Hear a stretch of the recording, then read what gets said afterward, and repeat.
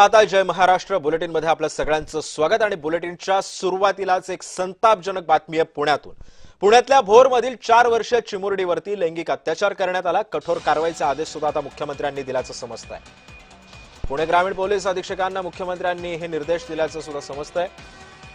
एका नराधमानं या 4 वर्षीय चिमुकलीवरती लैंगिक अत्याचार केले आणि हे प्रकरण उघडकीस येऊ नये त्यामुळे या चिमुकलीची हत्या सुद्धा या नराधमाने केली।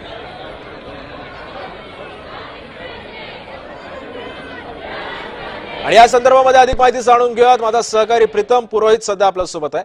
प्रीतम, मुख्यमंत्र्यांनी आता कारवाईचे निर्देश दिलेले आहेत, काय एकंदरीत माहिती आणि सध्या नसरापूरचं वातावरण कसं आहे?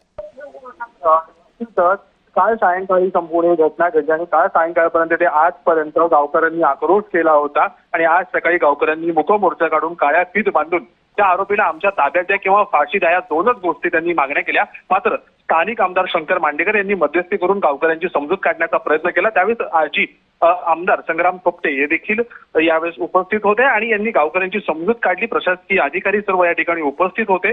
पोलिसांना देखील गावकऱ्यांची समजूत काढली आणि मुख्यमंत्री देवेंद्र फडणवीस यांच्याशी फोनवरती संपर्क साधला, मात्र तो झाला नाही।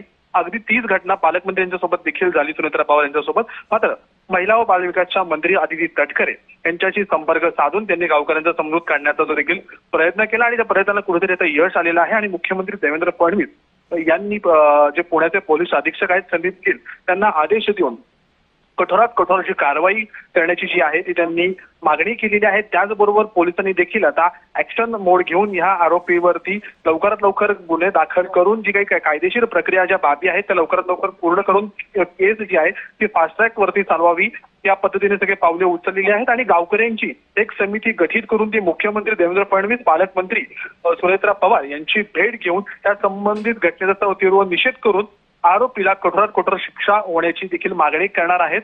आता आंदोलन बऱ्यापैकी शांत झालेलं आहे। रास्ता रोको होणार होता मात्र तो झालेला नाहीये आणि आता घटनास्थळी रोहित पवार यांनी देखील भेट दिलेली आहे। त्याचबरोबर राज्यभरामध्ये अनेक नेत्यांनी या घटनेचा तीव्र निषेध जो आहे समाज माध्यमांवरती प्रत्यक्ष व अप्रत्यक्षरित्या नोंदवलेला आहे। नक्कीच प्रीतम, तू सोबतच राहा, आणखी काही बातम्यांचे अपडेट्स मला तुझ्याकडून घ्यायचं आणि आणखी एक